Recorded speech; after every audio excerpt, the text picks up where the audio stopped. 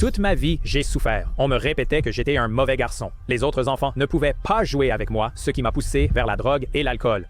Tout ce que tu m'as dit vouloir accomplir, tu as littéralement dit « Je ne me permettrai pas d'être heureux tant que je n'aurai pas fait ces choses. » En t'approchant de ça, tu feras une nouvelle liste. Dan Martel est passé des murs de la prison aux salles de conseil, faisant preuve d'une résilience exceptionnelle. D'une jeunesse difficile, il a bâti un empire en créant et revendant plusieurs entreprises SaaS avant de devenir un coach prisé des fondateurs à haute performance. Peu importe le nombre de zéros en jeu. Si tu associes ta valeur personnelle à cette chose extérieure, tu ne peux pas gagner, mec.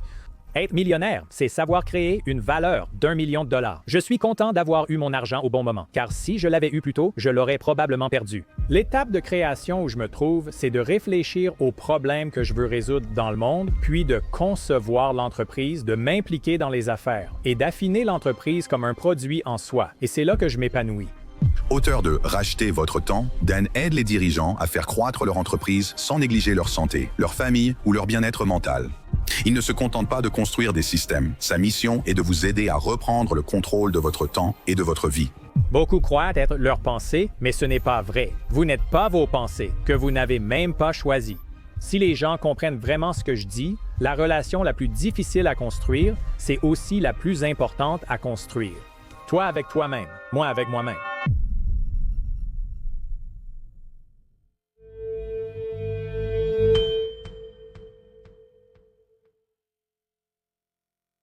Donc, tu apprends aux entrepreneurs à racheter leur temps. D'habitude, c'est dans un contexte professionnel, mais je veux comprendre une révélation personnelle sur la valeur du temps. Quelle a été cette première révélation personnelle?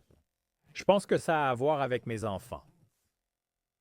Tu sais ce qui est drôle? J'ai 2 garçons qui ont 11 mois d'écart, appelés des jumeaux irlandais. C'était vraiment fou. Je ne savais pas quand tu parlais de déménager, du conteneur et de tout ça. Genre en 2 ans. Ma femme et moi, avons déménagé de San Francisco au Canada, là où j'ai grandi. On a construit une maison, déménagé, construit, puis décidé de concevoir sa nouvelle maison de rêve. Qu'elle a commencé, elle a lancé une entreprise. J'ai lancé une entreprise et elle est retombée enceinte, tout ça en 2 ans. Tu dois comprendre. C'est drôle, parce que je suis allé voir mon médecin à cause d'une douleur. J'avais un peu mal dans le dos. Il m'a demandé si j'étais stressé. J'ai répondu non et il a fait « Il part, puis il revient.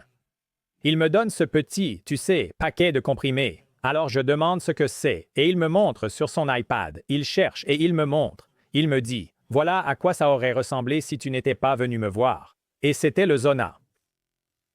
Il m'a demandé ce qui se passe dans ma vie.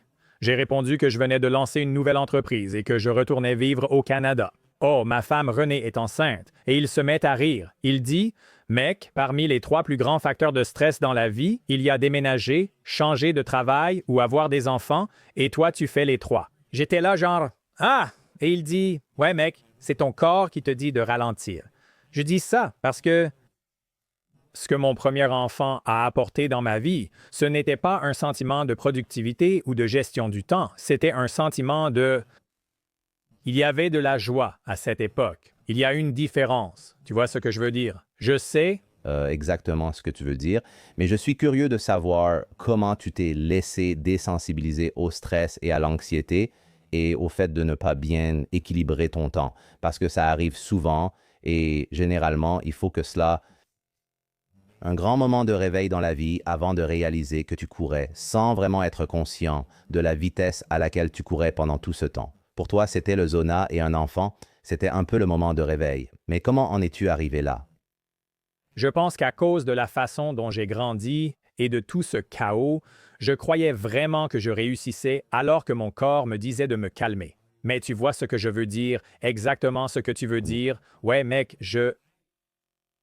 J'étais, tu sais, à ce moment-là, c'était ma 3e entreprise tech. J'avais déjà vendu les 2 premières, multimillionnaire, une nouvelle épouse magnifique. Mon père l'adore. À chaque fois qu'il la voit, il la regarde dans les yeux, il lui prend presque le visage et lui dit « Merci, ne l'abandonne pas. » Si vous ne restez pas ensemble, on te garde. Non, je plaisante. Il dit vraiment ça, ça me blesse un peu, mais Et je pense qu'il y avait juste ce sentiment de normalité. C'est un peu comme l'histoire de la grenouille qu'on fait bouillir. J'étais dedans. Je ne savais pas que c'était anormal. Je pensais que je réussissais parce que ce que j'avais vécu avant était tellement fou que ça me paraissait normal et je n'avais pas de moyens. Honnêtement, et je déteste ce mot, mais je n'avais pas de routine de soins personnels. Je n'avais pas de stratégie de décompression. Je ne savais même pas comment ça pouvait être. Je ne savais pas qu'il était possible de produire sans ce niveau de pression. Donc, je pense que tous les entrepreneurs ont ces personnalités hyper addictives et qui peuvent en avoir juste un peu, tu vois. Juste Un peu, c'est peu dire, et ils peuvent devenir accros à...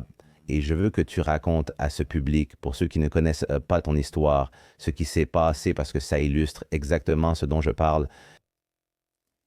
Mais cette personnalité hyper addictive, je pense que la plupart des entrepreneurs ne sont qu'à une mauvaise habitude de sombrer dans l'alcoolisme et la drogue parce que le même type de personnalité qui se donne à fond ou rien du tout dans n'importe quoi, c'est ce qui te permet ou permet à la plupart des gens de réussir à construire.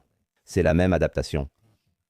Et c'est très effrayant parce que la plupart des gens pensent que, eh bien, je suis accro à quelque chose que la société considère comme positif, mais ce n'est évidemment pas toujours le cas. Tu as raison, je reviens à mon histoire. Je me souviens que quelqu'un m'a dit un jour, il s'appelait Pierre.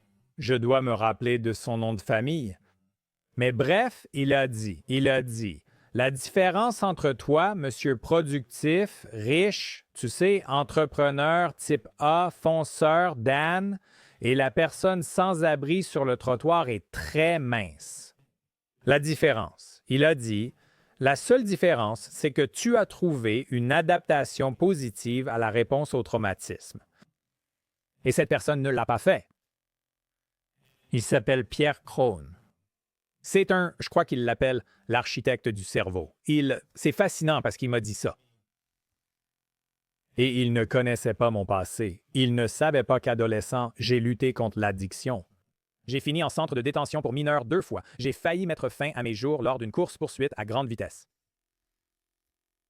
Il a fallu que quelqu'un, tu sais, quand j'étais en prison, en fait, c'était une prison pour adultes avec une section pour mineurs. Il a fallu qu'un gardien me prenne à part, ce gars qui s'appelait Brian, pour partager avec moi ce qu'il voyait en moi. À cet âge-là, j'avais 16 ou 17 ans et honnêtement, je ne sentais même pas que je méritais de respirer l'air que je respirais. Je n'avais aucune notion d'estime de soi, je n'y pensais même pas. Je vais probablement toujours avoir des ennuis, c'est ma vie, je devrais juste l'accepter et peut-être que je devrais passer à autre chose. Alors Brian me fait asseoir et me dit simplement que je n'avais pas ma place là-bas. Et ça a été le début du changement, c'était comme... Parce qu'avant ça, à cause de tout ce que j'ai traversé, je pensais juste que c'était ce que j'étais. Je pensais que j'étais un mauvais garçon. Littéralement, j'ai eu mal toute ma vie. Tu es un mauvais garçon. Tu n'es pas un bon garçon. Les voisins et les enfants ne peuvent pas jouer avec moi. Je dois me cacher dans les bois pendant qu'ils font semblant d'aller chez les voisins. Toute ma vie, c'était ça. C'était la croyance que j'avais. Et ça m'a poussé à me tourner vers la drogue et l'alcool. Donc, la dépendance était là. Heureusement, Brian m'a parlé avec conviction et m'a aidé à semer une graine. C'était le début d'un voyage. Il m'a probablement fallu encore une décennie pour réussir, mais... Mais aussi, comment définissez-vous le succès? Le succès s'est construit sur une énergie sombre, celle du sentiment de ne jamais être suffisant. Donc, c'était difficile. C'est ça le problème. Tu peux réussir, mais à quel prix? Mon corps me disait « Tu es stressé » et moi je me disais « La vie est géniale ». Mais pourquoi? Encore une fois, c'est une réponse au sens que je lui donnais à ce moment-là. Et je pense que c'est une réflexion intéressante pour que les gens se demandent comment... Pourquoi tu es comme ça? Pourquoi tu agis comme ça? Tu sais, je me souviens d'une fois, c'est une histoire folle, mon ami, tu vois. Il regardait mon contenu et il m'appelle et il me dit « Mec, tu as dit quelque chose qui m'a bouleversé. » Je lui ai demandé « C'était quoi? » Il me répond « Il a dit Depuis 5 ans, je galère dans mon entreprise et... Ce qui s'est passé, c'est qu'il y a 5 ans, et il avait de jeunes enfants, comme des nouveau-nés, peut-être un enfant de 2 ans et un d'1 an ou de 6 mois. Il dit, mon entreprise a traversé une période sombre et je ne savais pas quoi faire, mais je savais que je devais travailler. Et tu as dit quelque chose. Ils ont dit que tout ce que tu veux accomplir, personne ne te le demande. Parce que ce qu'il a fait à ce moment-là, il y a 5 ans, c'est qu'il a demandé la permission à sa femme. Il a dit, je dois aller régler ce problème au travail et je ne sais pas combien de temps ça va me prendre, mais ça va m'obliger à partir avant que les enfants ne se réveillent. Et revenir après qu'ils soient couchés. Il m'a avoué ne pas avoir vu ses enfants pendant 3 ans. Pendant 3 ans, il s'est dit que c'était ce qu'il devait faire. Et c'était un truc de fou à entendre pour moi, mais en même temps, je comprenais totalement qu'il ne savait pas faire autrement. Et ce qui l'a bouleversé, c'est quand il m'a entendu dire, quand j'ai expliqué que j'étais dans une relation, qu'elle m'a quitté, et que j'essayais de lui expliquer pourquoi j'étais comme ça, pour créer l'avenir que j'essayais de construire pour nous. Et elle me regarde et elle me dit, « Je ne t'ai rien demandé de tout ça. » Il a réalisé que sa famille ne lui avait jamais rien demandé de tout ça. Comment tombons-nous dans ces engrenages du succès? Et je ne parle pas de moi personnellement. Pendant que tu réfléchis à ça, je vais simplement te dire ce que j'en pense. J'en suis très conscient aussi, j'en suis très lucide, parce que j'ai le privilège d'interviewer des personnes extrêmement performantes. Tu les vois arriver de l'autre côté du succès, et ce n'est pas toujours ce à quoi tu aspires. Tu vois des gens avec 100 millions, 500 millions, de vrais milliardaires, et tu sais, 4 ex-femmes et aucune relation avec leurs enfants. Ce n'est pas une règle stricte, mais ça arrive. Je suis loin de ça. Peut-être un jour, si le podcast marche bien. En attendant, ça marche bien financièrement, mais je m'engage dans une nouvelle période de ma vie en ce moment. Je fais beaucoup d'efforts pour obtenir certains résultats que je veux. Mais comme tu me l'as demandé et qu'on a filmé, est-ce que j'ai déjà des enfants? Et je n'en ai pas. Et je suis tellement conscient du fait que quand j'aurai des enfants, je ne veux pas fonctionner et avancer au rythme auquel je vais en ce moment, mais j'en suis conscient. Donc, quand nous aurons des enfants, je devrais être très précis sur la quantité d'énergie et d'efforts que je consacre à certaines choses. Je ne pense pas que beaucoup de gens aient le luxe de voir autant de succès. Comment la société définirait une personne réussie après un grand succès financier en les voyant brisés intérieurement dans leurs relations, spirituellement, mentalement, physiquement, peu importe. Donc, je ne sais pas comment transmettre ça à quelqu'un d'autre, à part en essayant de le répéter encore et encore. Mais si tu as des idées, je pense que ce serait très utile. Alors, comment ne pas tomber dans ce piège de donner toujours plus de soi, encore et encore, sans jamais voir la fin de cette période?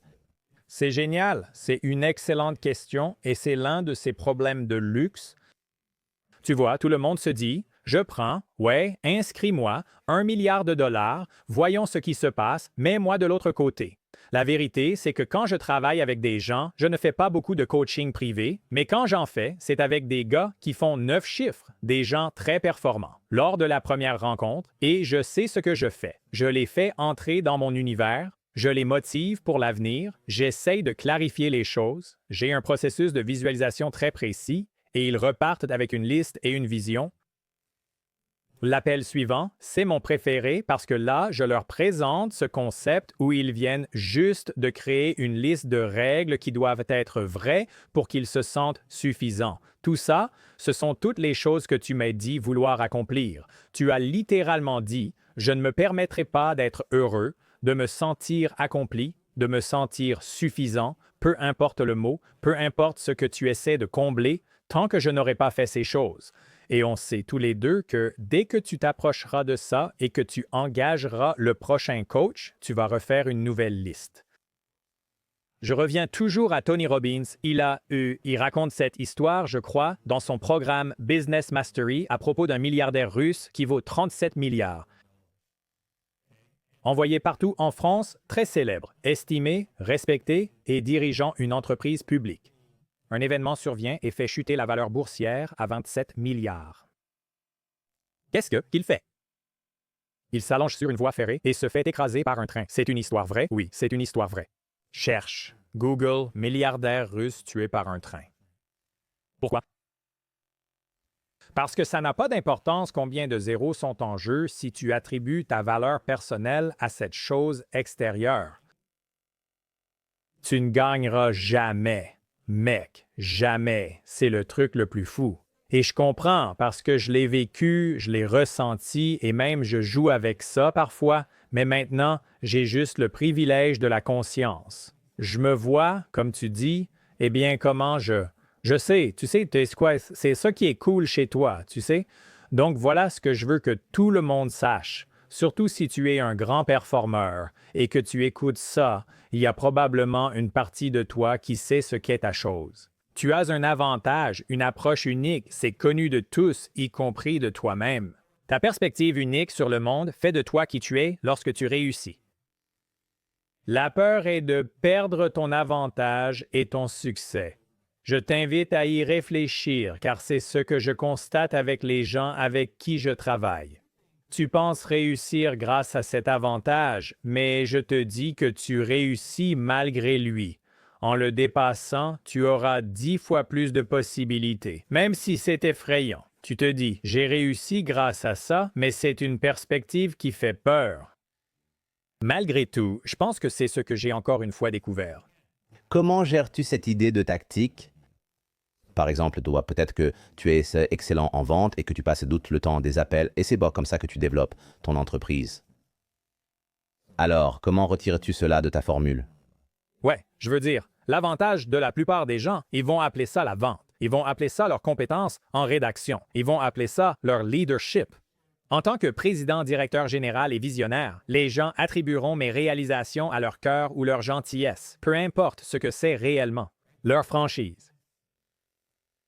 Voici ce que j'encouragerais les gens à considérer. La personne que vous êtes aujourd'hui n'est pas celle que vous devez devenir pour atteindre ce que vous voulez, car si c'était le cas, vous l'auriez déjà. Point final. J'espère que les gens comprennent. Ma vie découle des décisions que j'ai prises il y a 6 mois, 1 an, 4 ans, et non d'une décision prise aujourd'hui. La raison pour laquelle j'ai pris ces décisions, c'est à cause d'une identité en laquelle je croyais pouvoir devenir, et je savais que je devais devenir cette version de moi-même pour attirer ces choses dans ma vie. Parce que si on te donnait vraiment ça, tu sais, cet homme, il disait, Jim Rohn en parlait à l'époque, il disait, tu devrais espérer qu'on ne te donne pas $1 million, parce que si tu n'es pas encore millionnaire, tu vas tout perdre. Avoir 1 million en banque ne fait pas de vous un millionnaire. Pour moi, un millionnaire ne se définit pas par l'argent sur son compte, car je pourrais le virer à n'importe lequel d'entre vous qui m'écoute. J'ai eu cette idée car je pense que ça ferait une excellente vidéo. Mais tu n'as même pas besoin de le faire. Il suffit de regarder les gagnants de la loterie. On vient juste de le voir avec la pandémie. Oui, tous ont reçu l'argent. C'est retourné dans les mêmes poches. Point final. C'est ça que je veux que les gens comprennent. Ce n'est pas le... C'est qui vous devez devenir pour réussir. Et c'est pour ça que, pour moi, j'aimerais que les gens aient une vision très claire et ensuite qu'ils fassent cette liste un peu folle. Et j'adore ça parce que voilà, le truc. Je leur apprends à être assez fou et suffisamment reconnaissant. À tout moment, là maintenant, à partir de cet état, maintenant on crée, c'est ça la beauté, à partir de cet endroit. Je ne dis pas que vous ne créez pas, parce que beaucoup de gens disent « je devrais juste traîner sur la plage, chanter Kumbaya et faire homme ». Mais non, vous avez été créé pour créer, vous êtes un créateur. C'est l'expérience humaine. C'est pour ça que vous voulez de nouveaux écouteurs, que vous êtes inspiré par les gens qui ont de belles choses et que vous ne vivez pas dans la rue. Vous voyez ce que je veux dire. Acceptez-le simplement. Ce n'est pas une question de capitalisme ou de matérialisme. C'est juste l'expérience humaine. Mais c'est pour ça qu'on crée. Et je veux créer à partir d'un lieu d'abondance, de pure création, de pur don, d'un pur sentiment de suffisance, de pure appréciation. Et devinez quoi, ces gens-là, c'est votre Steve Jobs, c'est votre Walt Disney, c'est votre Elon. Qu'est-ce qui motive Elon?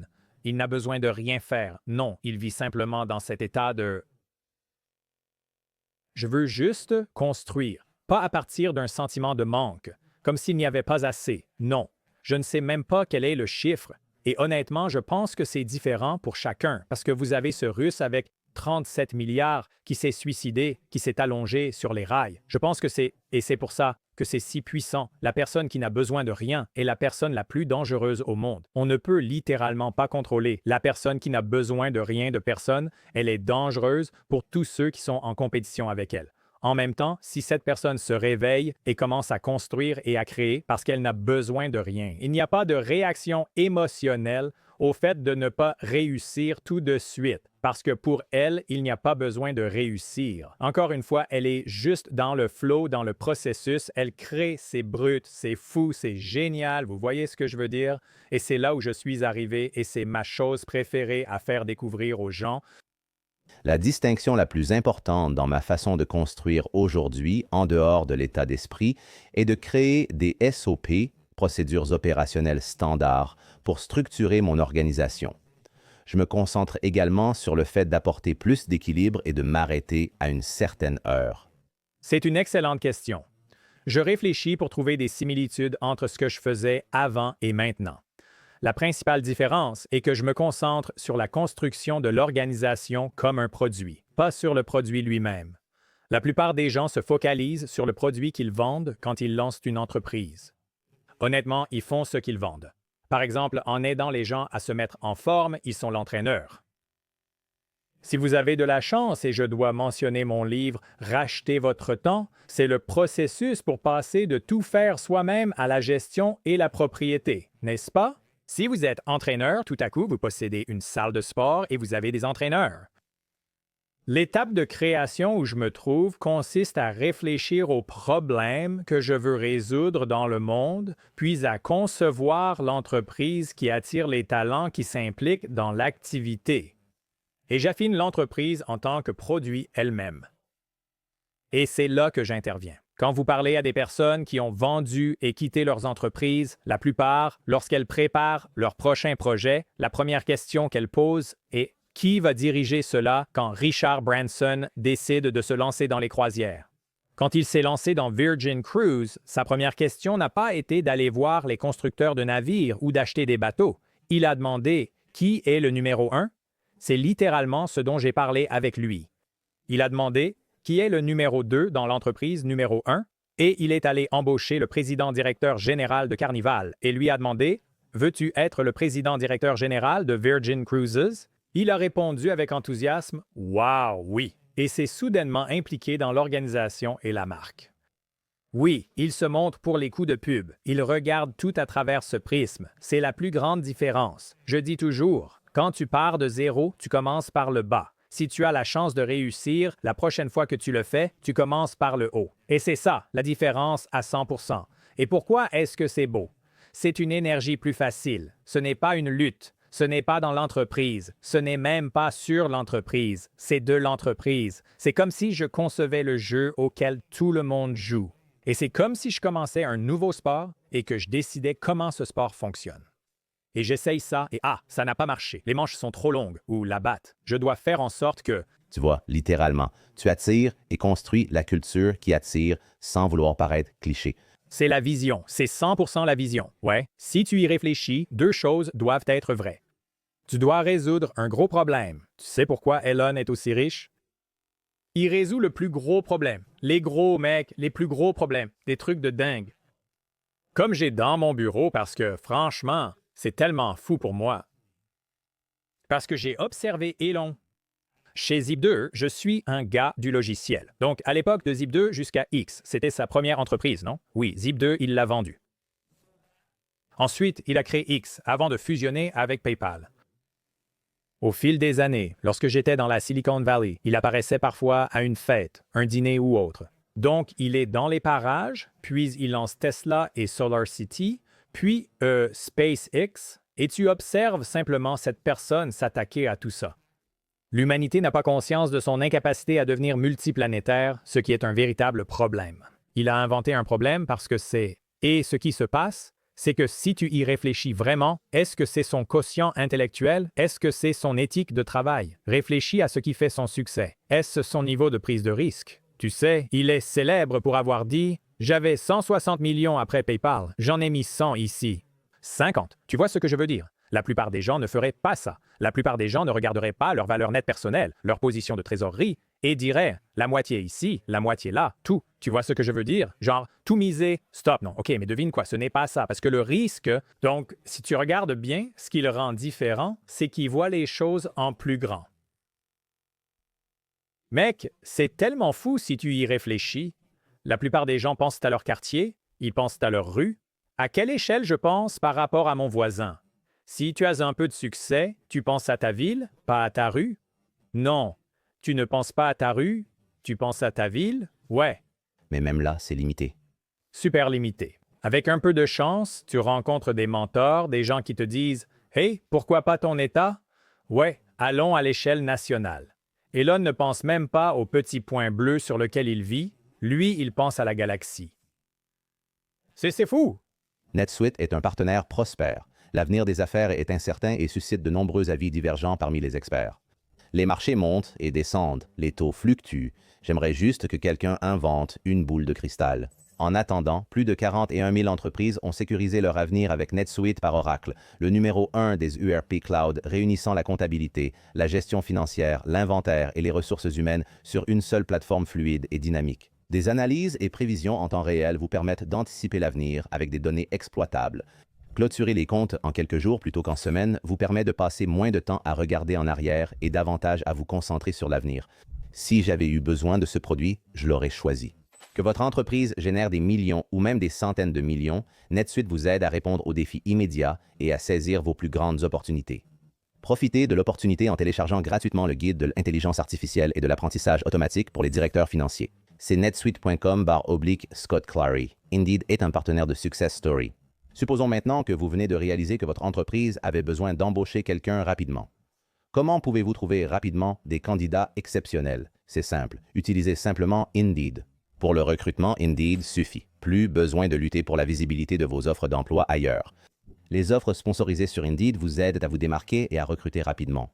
Avec les offres sponsorisées, votre annonce remonte en haut de la page pour les candidats pertinents, vous permettant d'atteindre plus rapidement les personnes recherchées. Et cela fait une énorme différence. Selon les données d'Indeed, les offres sponsorisées publiées directement sur Indeed reçoivent 45% de candidatures en plus que les offres non sponsorisées. Avec les offres sponsorisées Indeed, pas d'abonnement mensuel ni de contrat à long terme. Vous payez uniquement pour les résultats. Il n'est plus nécessaire d'attendre. Boostez votre recrutement avec Indeed. Les auditeurs bénéficieront d'un crédit de 75 $ pour une offre sponsorisée et une meilleure visibilité de vos annonces. Allez simplement sur Indeed.com/Clary dès maintenant et soutenez notre émission en indiquant que vous avez entendu parler d'Indeed sur ce podcast. Indeed.com/Clary. Des conditions s'appliquent. Pour recruter, Indeed suffit. Mais il faut équilibrer cette influence. Ce que je veux dire par là, c'est que l'influence est bonne pour vous aider à voir plus grand. Même pour le mentorat, il est important d'avoir différents types de mentors. Vous avez besoin de personnes qui sont simplement des personnes qui vous devancent de quelques années ou qui sont à votre niveau. Enseigner aux autres est ma forme préférée de mentorat, car cela me permet de combler les lacunes dans mes propres connaissances. Vous avez donc besoin de toute cette gamme, mais je crois que les gens manquent surtout de la capacité à voir grand qui pourrait pallier leurs autres faiblesses. Le contenant d'une personne reflète son contexte psychologique et sa perception de soi. C'est une preuve révélatrice. Quel est l'exercice que tu fais pour savoir si tu veux vraiment jouer à ce niveau? Parce que tout le monde n'a pas envie de jouer aussi grand. Mais ils ne veulent pas l'admettre. Si tu es humain, si tu as un cœur qui bat, tu sais que tu es fait pour plus. Je me battrai, je suis prêt à mourir pour ça. C'est simplement la vérité. Si tu entends ma voix en ce moment et que tu écoutes ce podcast, tu sais que tu es ici pour accomplir quelque chose de bien plus grand que ce que tu fais actuellement. Maintenant, prendre cette décision fait peur parce que ça va probablement impliquer des conversations vraiment difficiles avec des personnes que tu aimes dans ta vie.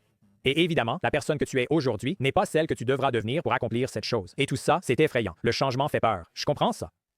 Mais si aujourd'hui était ton dernier jour, comme si c'était ton dernier souffle, je te garantis que la plupart des gens, 99,7% de la population auraient d'énormes regrets de ne pas avoir commencé, créé ou fait cette chose Donc c'est comme, est-ce qu'ils veulent jouer à ce niveau-là? Ma philosophie est la suivante. Tu as été créé pour t'épanouir. Je veux dire, c'est juste le fait d'être humain. Crée ce que tu peux accomplir, ce n'est en fait pas ton. Je ne crois pas que ce soit mon choix. Je ne sais pas ce que je peux faire. Je sais juste. L'expansion m'est accessible et il y a une partie de moi qui veut le faire et je peux le faire et ça peut être sans effort. Tu vois, c'est ça l'histoire que tu te racontes qui fait que ça semble difficile et que ça devient fou. Le facteur X, c'est que la plupart des gens pensent pouvoir faire ce qu'ils veulent. Les auditeurs de ce podcast sont très ambitieux et ont de grands rêves par rapport à 99% de la population. Mais le problème, c'est que si je construis quelque chose, en tant qu'entrepreneur à succès, j'ai bâti plusieurs entreprises prospères. Construire quelque chose d'important implique des sacrifices et bien d'autres choses. Tous les autres domaines de ma vie, tu vois. Mais je sais, et je veux finir par parler de la façon dont tu as développé une excellente relation avec tes enfants. Masse grasse, biceps, j'ai vu. Ton parcours santé, mec, donc tu as tout. Je n'ai pas tout. J'ai juste une direction que je suis qui montre qu'il y a une autre façon de faire. Et je vais être le premier à le dire. J'essaie encore de tout comprendre, mais je peux juste te dire que année après année, il y a clairement une progression. Je veux dire, en ce moment, je joue à un niveau de plus d'1 milliard sur les 3 prochaines années. Tout est modélisé, c'est inévitable. C'est comme quand tu conçois quelque chose. Ce n'est pas comme si tu voulais vraiment être ça. Je n'ai pas besoin de ça, et si ça n'arrive pas, je ne perdrai pas une seconde de sommeil la nuit. Je viens littéralement de passer 5 jours seul dans les bois, sans appareil, dans un van, juste moi et mes pensées. Je pensais devenir fou avant de le faire. J'étais là, ne voulant pas le faire. Je ne sais pas si tu l'as déjà fait, Scott. Ne pas parler à un autre humain pendant... C'est dingue d'y penser. Des amis qui font ça, ils vont dans une grotte. Ouais, la grotte noire. Ouais. Donc, pour moi, en tant qu'extraverti, j'adore les gens, j'adore parler évidemment, donc je me disais que je ne voulais pas faire ça. Mais au 3e jour, je suis tombé amoureux de la nature et de moi-même. C'était le truc le plus cool. Vraiment, tu vois ce que je veux dire? Je m'aime, je ne savais pas ce que ça voulait dire, et puis je l'ai vécu. Et ça m'est venu parce que je me suis tellement amusé le 4e, le 5e jour. Mec, j'étais censé rentrer à 9 heures, je ne suis pas rentré avant midi. Je conduisais juste, ils appellent ça la thérapie du pare-brise. C'était juste magnifique.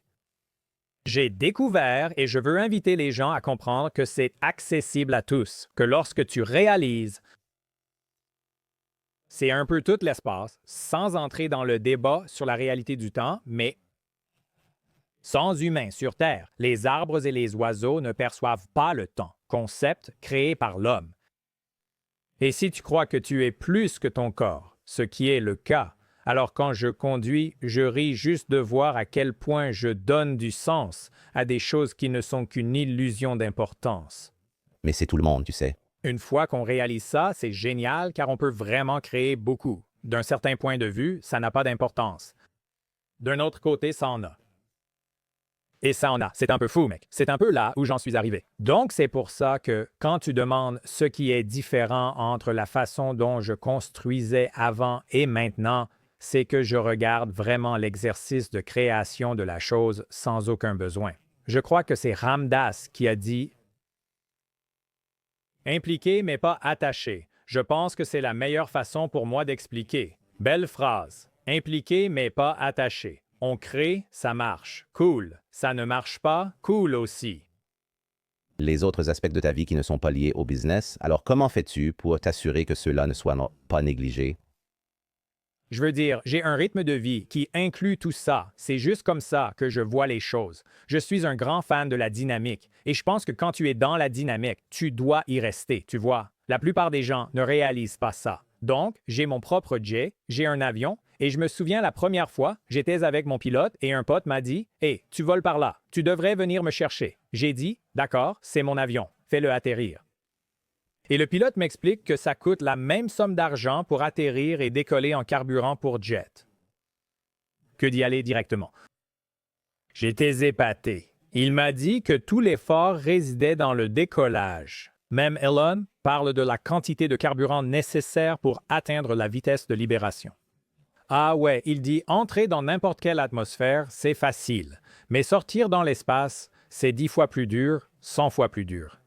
C'est pareil avec l'avion. Donc pour moi, l'élan est tellement précieux que quand je suis dedans, ici et maintenant, je suis avec toi, je ne pense à rien d'autre. Rien d'autre ne compte. On le fait naturellement. Je n'ai cessé de me demander qu'est-ce qu'il y a dans ma vie qui me permet d'avoir un rythme d'existence, qui me permet de rester dans cet état. Sur le plan personnel, c'est la sueur chaque jour, l'entraînement. Ma philosophie est d'épuiser le corps pour apprivoiser l'esprit. Je ne m'entraîne pas pour l'esthétique. Je ne fais pas ça pour l'aspect physique. C'est un bonus. Je m'entraîne cognitivement pour développer ma capacité à utiliser mon vocabulaire. Mec, si je ne m'entraîne pas, je vois bien que je n'arrive pas à trouver les mots dont j'ai besoin au moment où il le faut. Devine ce que je suis? Un communicateur. Tout ce que je rêve de créer passe par les mots. Si tu réfléchis à quel point c'est fascinant, rien n'est construit sans que des mots soient prononcés. Et la plupart des gens ne se demandent jamais: suis-je doué avec les mots? Est-ce que je parle trop? Est-ce que j'ai une bonne économie de mots quand je communique? Est-ce que c'est ressenti? Est-ce que je... Claire, tu sens quand t'es pas dedans. Ça m'arrive aussi, mec. Pour gagner ta vie, trouve les bons mots. Tu es dans une histoire, tu connais le nom du personnage, Pierre Chronique, mais ça ne vient pas. Tu ressens ces micro-moments où, par exemple, du côté du fitness, tu prends ça en compte et d'un coup, tu le mets en place, comme transpirer tous les jours pour moi. Ce n'est pas si le jour se termine par jour, c'est un jour où je m'entraîne, donc j'ai beaucoup de ces choses pour qu'il y ait des rythmes. Et tu vois, je n'ai pas besoin de perfection non plus. C'est encore une fois impliqué, mais pas attaché. Si je rate un jour, 0, je ne me blâme pas. Je ne me dis pas « Oh mon Dieu, je suis tellement stupide » ou « Je m'ennuie », mais comme les soirées en amoureux avec ma femme, eh bien, tu fais des séminaires à l'extérieur. Nous, on fait tout ça. On fait des séminaires hors site chaque trimestre. On fait quelques retraites. Chaque année, on fait un événement de développement personnel. En famille, comme en couple, je fais des choses avec mes enfants. On appelle ça des réunions du conseil, en référence à une planche de wake surf, qui ressemble à une planche de surf. C'est une journée amusante où je dis oui à tout avec l'un de mes enfants en tête à tête. Donc, j'ai Max, ma femme à Noah, le week-end suivant, on échange et ainsi de suite. Non, ce n'est pas le seul moment où je fais des tête à tête. J'ai dit que c'est la journée où je dis oui à tout, espèce d'idiot. Mon enfant n'a pas souvent l'occasion de dépenser ce qu'il veut dans une salle d'arcade. Et encore une fois, ce n'est même pas fait pour ça, c'est fait pour qu'à la fin, et c'est ma partie préférée de mes réunions avec mes enfants, à la fin du moment passé ensemble. On va manger ensemble et c'est pendant ce repas que je pose toutes les questions, les préoccupations. Quand ils étaient petits, je leur demandais simplement si les pères de leurs amis avaient déjà fait quelque chose qui les avait mis mal à l'aise, par curiosité. Ce sujet est inapproprié et potentiellement illégal. Je ne peux pas y répondre. Tu entretiens une relation franche et sincère avec eux. Depuis qu'ils avaient 5, 6, 7 ans, et maintenant, ils ont 11, 12 ans, donc ce n'est pas anormal. Ce n'est pas comme si ça sortait de nulle part. C'est littéralement juste ce beau moment que je chéris. Mec, mon fils Noah m'a vraiment eu. La dernière fois, j'ai demandé à un ou deux d'entre eux, comme d'habitude, comment être un meilleur père pour eux.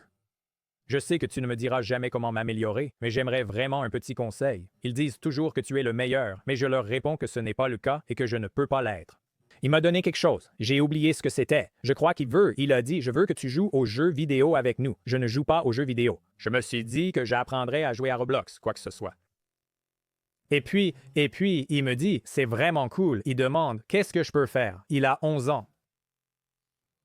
J'ai dit « Eh bien, puisque tu demandes, tu sais, parfois, tu es vraiment câlin avec maman, sa maman, et quand j'essaye juste de te faire un câlin, de m'asseoir à côté de toi sur le canapé avec mon livre et tout, tu me donnes un coup de coude et tu me repousses. Tu vois ce que je veux dire? Il fait comme un gars. Et j'ai dit, j'aimerais juste que tu traînes avec moi et que tu me fasses des câlins comme... Il a dit, d'accord. Donc pendant les 90 jours suivants, on le fait tous les 3 mois. Il l'a fait. Je l'ai regardé, c'est trop mignon. Une autre fois, assis, on parlait et j'ai dit, Noah, je peux te dire quelque chose? Il a répondu, quoi donc? J'ai dit, j'ai remarqué que tu as essayé. Et j'ai dit, j'aime vraiment.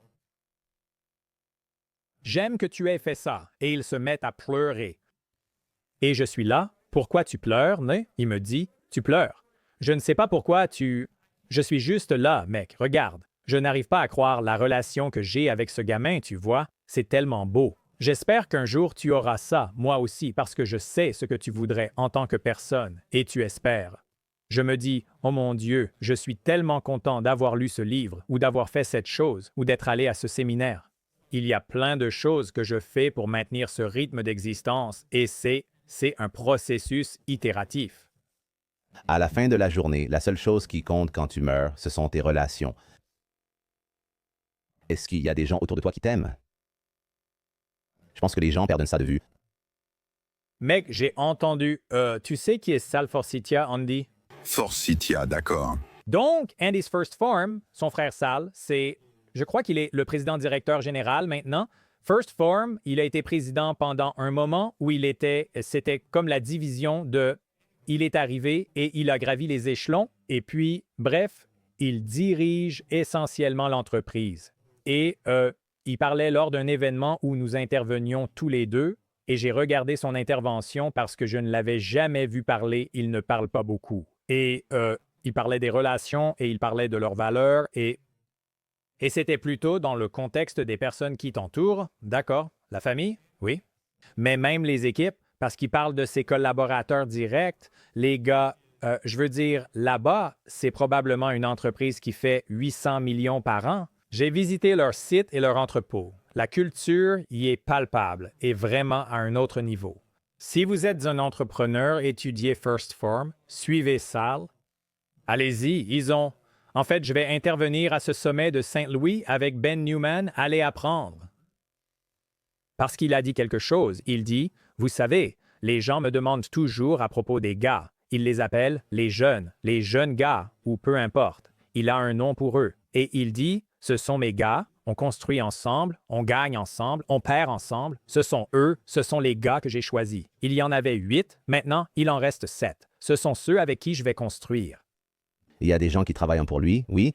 Il y a des subordonnés directs. Ses lieutenants, c'est son équipe, d'accord? Et ils ont environ 10 ans de moins que lui. Et il dit, quelqu'un lui a demandé comment il pense à la culture de son équipe, parce que c'est fou ce que ces gens sont prêts à faire pour lui. Il dit, qui penses-tu portera le cercueil?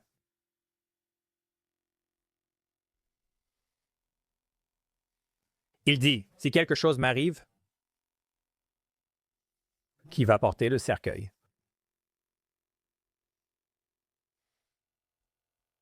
Et quand j'ai pensé à ça, je me suis dit, je connais ces personnes dans ma vie. Je ne pense pas leur avoir déjà dit à quel point ils comptent pour moi.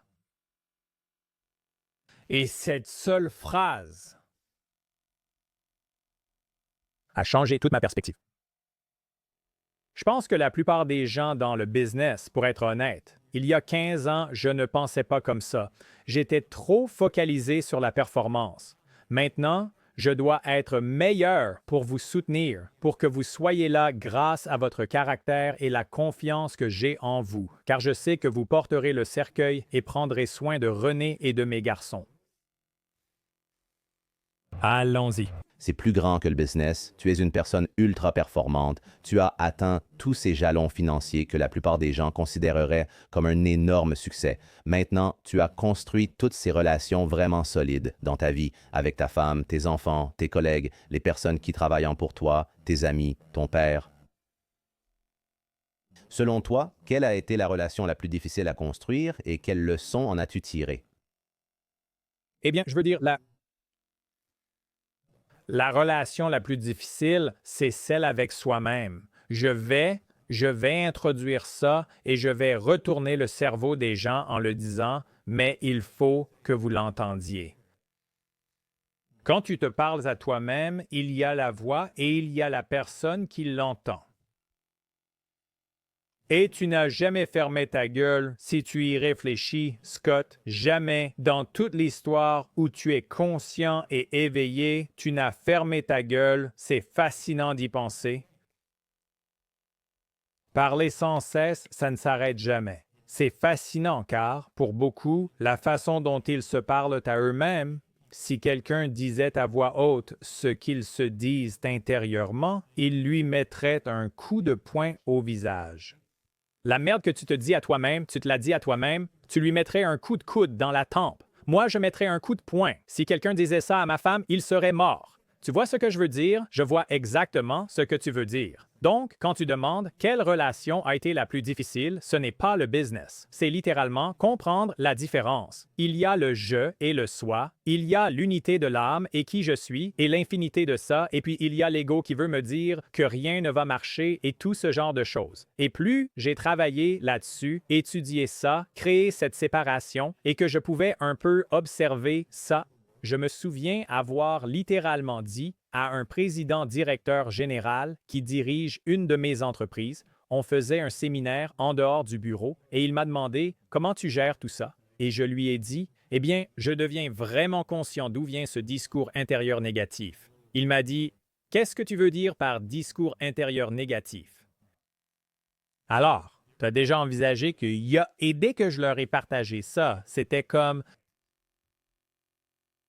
je sais. Et puis, il s'observe en train de le faire. Il est littéralement là, genre, oh, il dit, oh, ça recommence, d'où ça vient? Je lui dis que la plupart des gens croient être leurs pensées, mais que ce n'est pas le cas. Je ne juge pas mes pensées.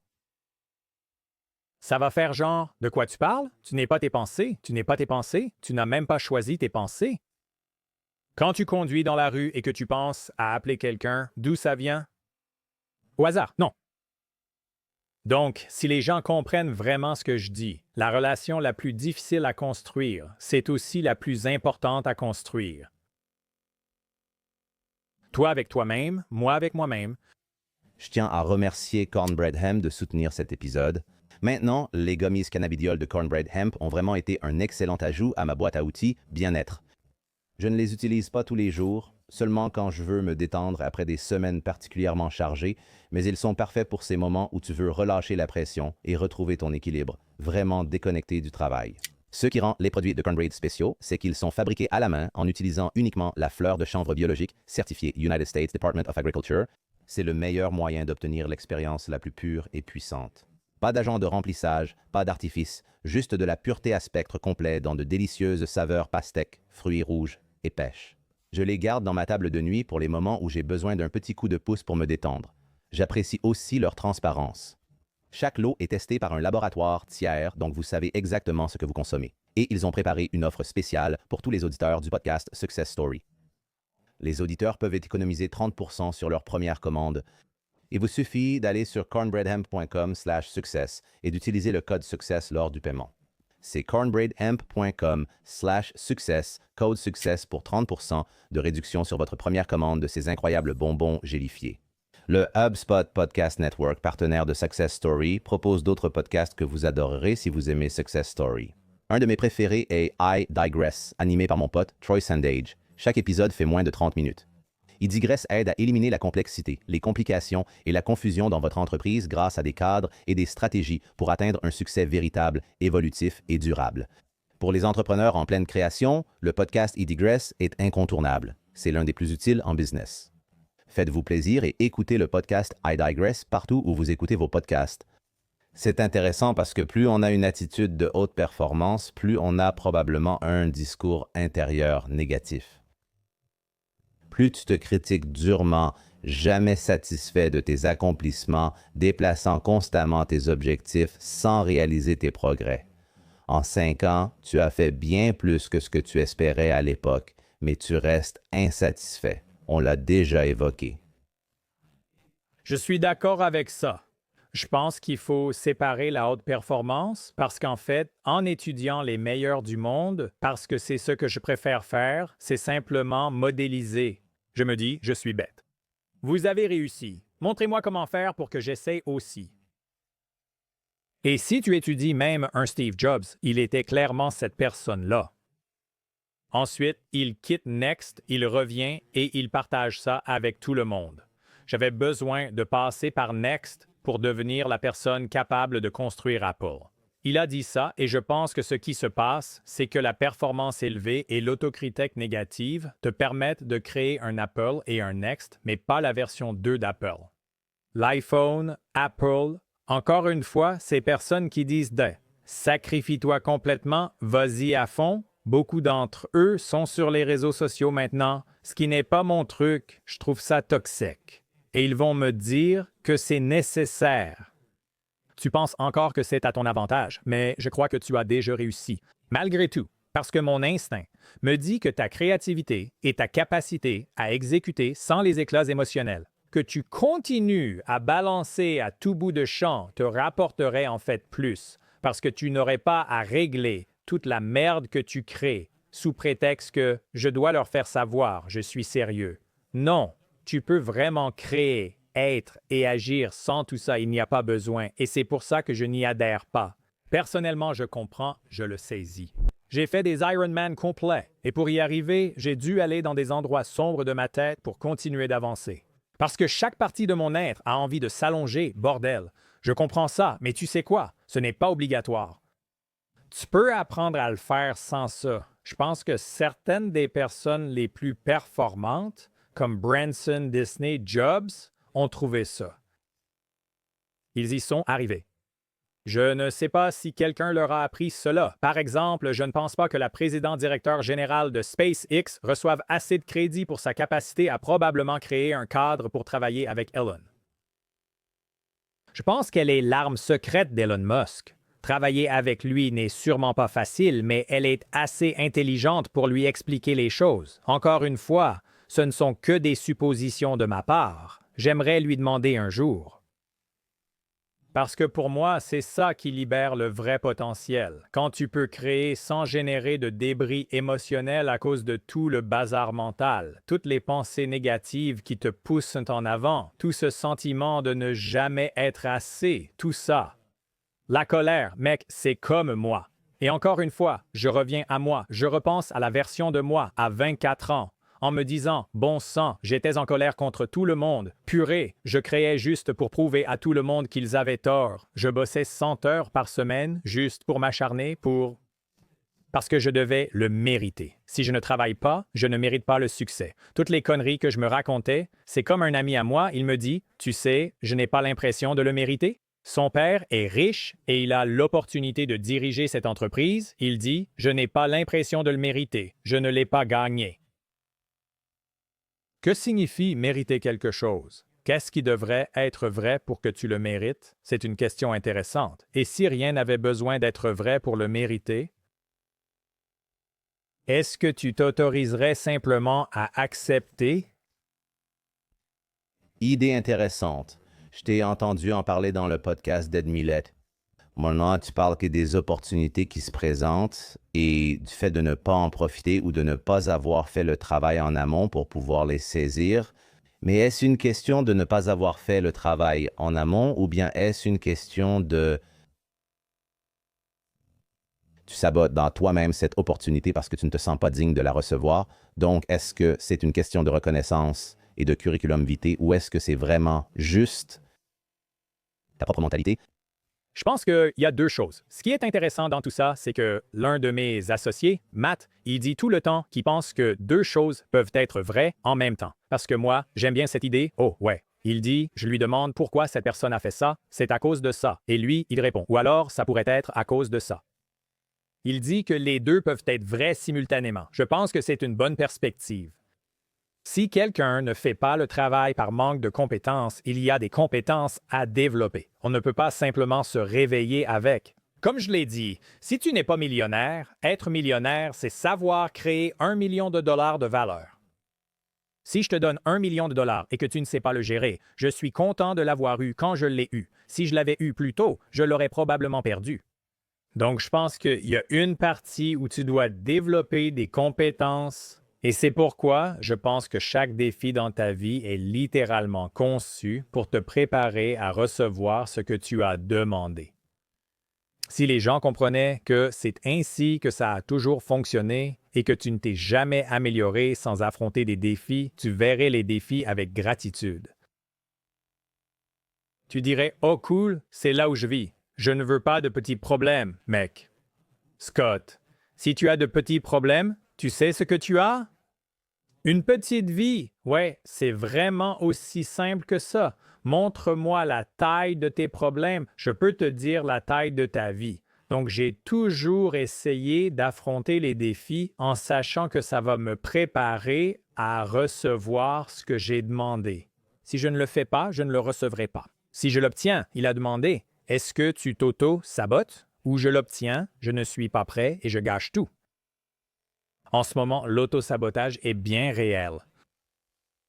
Comme la plupart des gens, j'avais un de mes clients, Marc, c'est un architecte, et quand il est venu me voir, il faisait genre 1 million et quelques par an. Et je lui ai dit, mec, t'es beaucoup trop connu, tu devrais être bien plus grand. Et il m'a dit, vraiment? Et j'ai répondu, 1 million, c'est rien, mec. Allons à 5 l'année prochaine, visons plus haut. J'ai jamais fait ça, ça fait 17 ans que je suis dans ce métier, tu sais. Je pensais qu'1 million, c'était bien. Non, non, 1 million, c'est nul, 5, c'est ce qu'il te faut. Je le vois, tu as tout ce qu'il faut, tu te retiens juste. Et il fait 5. Il s'achète une Ferrari, il kiffe la vie, je suis super content pour lui.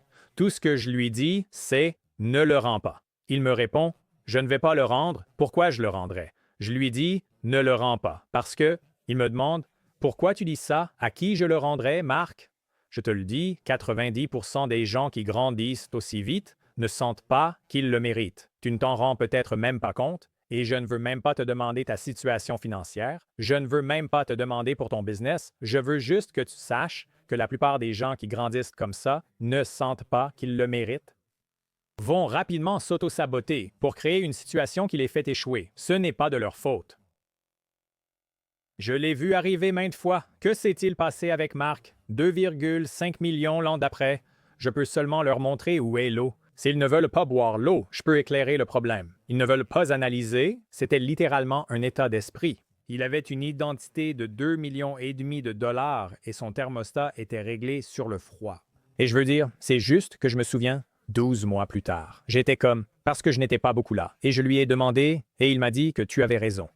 Maintenant, le truc fou, c'est qu'il dit, eh bien, au moins ce n'est pas 1 million. Je lui dis, mec, c'est ça le problème. C'est ça le souci quand tu penses ne pas mériter quelque chose. Tu ne te bats pas pour l'avoir, c'est aussi simple que ça. Soit tu penses que tu en vaux la peine, tu le demandes, tu te bats pour l'obtenir, et si ça descend en dessous, tu te présentes.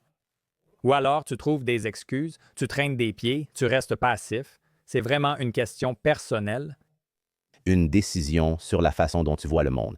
Je pense que j'ai toujours été tellement partagé là-dessus parce que je trouve que le leadership d'opinion sur Internet est toujours divisé en deux camps. Il y a l'inspiration, la motivation et l'état d'esprit, et puis il y a les gens qui sont très tactiques. Et pour construire quelque chose de vraiment significatif, tu as besoin des deux et tu ne peux pas être déficient dans l'un ou l'autre, sinon tu n'atteindras pas le succès. Et je pense que toutes ces idées, on aurait pu parler de façon très tactique de comment construire une entreprise, tu sais, comment baisser ton coût d'acquisition client, augmenter ton valeur vie client, tout ce que tu veux. Toute la journée. Toute la journée, mais cette conversation, si les gens peuvent vraiment s'impliquer et comprendre ce que tu dis, ça va changer ta vie plus que n'importe quoi d'autre. Comment augmenter ton return on ad spend sur ta pub Facebook ou quoi que ce soit de ce genre?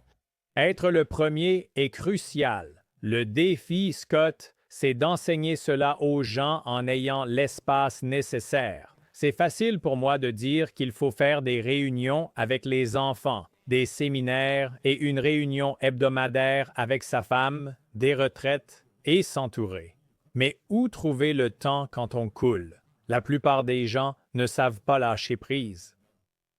C'est un blocage psychologique important de ressentir qu'on le mérite et de lâcher prise. La plupart des lecteurs de mon livre disent avoir embauché un assistant de direction et je leur réponds « Cette personne a été libérée 5 heures par semaine. Je leur ai dit qu'il n'avait pas fait le travail correctement et qu'il n'avait pas compris. » Toutes les choses que tu devais lâcher prise, comme moi j'ai un document, il fait 42 pages et honnêtement, si quelqu'un le veut, il peut en avoir une copie. Il suffit de me trouver sur Instagram, de me suivre. C'est la seule chose que je demande. Dan Martel, 2L, Martel, et envoyez-moi un message avec EA Scott. Si vous ne mentionnez pas Scott, je n'enverrai pas ce document. C'est uniquement sur la base d'un accord entre gentlemen. Et je vous enverrai un lien direct vers le Google Doc. Je pense que mon assistante Anne l'a nettoyé, donc mes cartes de crédit et tout ça. Mais c'est vraiment un document qui explique tout ça parce que pour moi, je veux toujours challenger les gens. Je donnerai ça, mais pas ça. Ça, c'est OK, mais pas ça, tu vois? Et voici le test, OK? C'est beaucoup plus facile à gérer. J'ai demandé à mon père tout à l'heure et il a rigolé parce que ça ne me pose aucun problème. Voici le test. Tu pars en vacances, tu voyages, quelqu'un d'autre fait ta valise, tu te réveilles, littéralement, tu prends le bagage cabine et tu vas à l'aéroport. Est-ce que tu pourrais faire ça? Quelle émotion ressentirais-tu si tu devais faire ça? À quel point tu serais anxieux? Pour moi, c'est le 10 sur 10 et tout le reste vient après. De plus, tu pars en vacances sans que ton entreprise ne s'effondre. Oui, tout ça, et je pense que la plupart ont juste besoin de la liste pour s'auto-évaluer, donc je la donnerai à tous s'ils la veulent. Oui, bien sûr, c'est super. Tu as partagé beaucoup de choses. Si tu veux, évidemment, tes réseaux sociaux, ton site web, tout ça, où veux-tu envoyer les gens? Oui, danmartel.com est le meilleur endroit. 2L à Martel. Sur YouTube, on est presque à des millions de vues. C'est fou. Ces 18 derniers mois, ça a explosé avec 124 millions de vues le mois dernier. 18 mois à devenir pro après 10 ans de préparation et une équipe incroyable comme Sam qui est ici, c'est vraiment super. Si tu devais partir, avant, je demandais, qu'est-ce que tu dirais à toi-même à 20 ans? Et c'était une question sympa. Tu peux y répondre si tu veux, mais en fait, j'ai changé cette question parce que je pensais que ce serait un peu plus pertinent et un peu plus marquant. Disons que tu ne peux laisser qu'une seule leçon à tes enfants parmi tout ce que tu as appris dans ta vie. Quelle serait cette leçon et pourquoi? Je veux dire, j'y pense souvent et je crois que ça évolue et ça change. Ce que je leur ai partagé récemment, littéralement hier, c'est « Tu ne recevras que ce que tu souhaites pour autrui ». Je disais à Max, un petit monteur sur CapCut qui fait des vidéos parce qu'il aime ça et veut s'améliorer sans que je lui demande. Je lui ai demandé qui d'autre il aidait et il m'a répondu qu'il ne voulait pas aider les autres, préférant se concentrer sur ses propres projets. Max, tu ne recevras que ce que tu désires pour les autres. Tu veux t'améliorer. Tu veux que ta chaîne grandisse. Aide les autres à développer leur chaîne YouTube, crois-moi. Ta chaîne grandira. Aie confiance. Ayez un peu de crainte, frère, comme ce petit gars. C'est ça ma vérité. À partir du moment où j'ai arrêté d'être aussi égoïste, parce que c'est vraiment ce que c'était, cette énergie sombre des débuts, ce moi égoïste. C'est égoïste, prendre, moi, regardez-moi, blabla. Blabla, mec, et j'ai changé ça. Combien de personnes puis-je rendre riches? Combien de millionnaires puis-je créer? Combien de personnes puis-je servir? Quel est le potentiel d'impact si combien de personnes puis-je aider à avoir une veine sur le biceps? Tu vois, je suis 100 fois plus en forme parce que j'ai décidé d'aider les autres à devenir en forme, à avoir de la richesse et un bon état d'esprit. Et je trouve juste que c'est un endroit tellement beau et plein d'énergie. Vivre là où tu te réveilles chaque jour et tu te poses la question, comment puis-je créer plus de valeur pour tous ceux qui m'entourent? Plus que quiconque dans leur monde, je veux être la personne dans leur vie qui crée le plus de valeur pour eux. Je crois que si je fais cela et que je me présente chaque jour en l'enseignant à mes enfants, le reste s'arrangera de lui-même.